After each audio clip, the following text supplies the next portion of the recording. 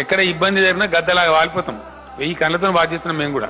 ఇప్పటి వరకు ఇన్కన్వీనియన్స్ లేదు, రానివ్వం.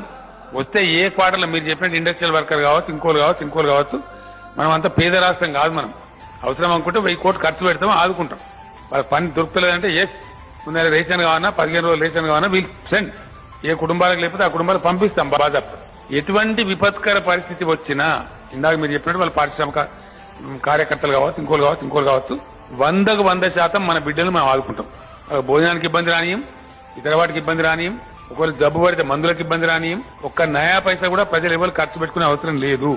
100%. కేసీఆర్ బతికినంత వరకు ఆ కష్టం రానివ్వం, క్వశ్చనే లేదు. 100% భరిస్తాం. 5,000 కాదు 10,000 కోట్లు అయినా మంచిది. ఈ ఆపద నుంచి గట్టెక్కదాకా ప్రభుత్వం సర్వసన్నద్ధంగా ఉంది. We are full prepared. ఖచ్చితంగా ఆదుకుంటాం. నన్ను కోసినా కూడా 18,500 కోట్ల రూపాయల కంటే ఎక్కువ ఆదాయం లేదు. ఏం చేస్తారా నన్ను చెప్పురు ఉద్యోగ సంఘాల నాయకులను అడుగుతున్నా, ఏం చేస్తారు? నన్ను కోసుకుంటే తింటారా, వండుకొని తింటారా? రాష్ట్రం ఆర్థికంగా బాగా లేదు, అప్పు పుడతలేదు, అనా పైసా ఎవడు ఇస్తలేడు. ఎవరినైనా కలవడానికి పోతే బ్యాంకర్లు దొంగలను చూసినట్టు చూస్తున్నారు తెలంగాణ రాష్ట్ర ప్రతినిధులను. ఎవడు ఢిల్లీకి పోతే అపాయింట్మెంట్ కూడా ఇస్తలేడు, వీడు వస్తే చెప్పులు కూడా ఎత్తుకుపోతాడేమో అన్నట్టు.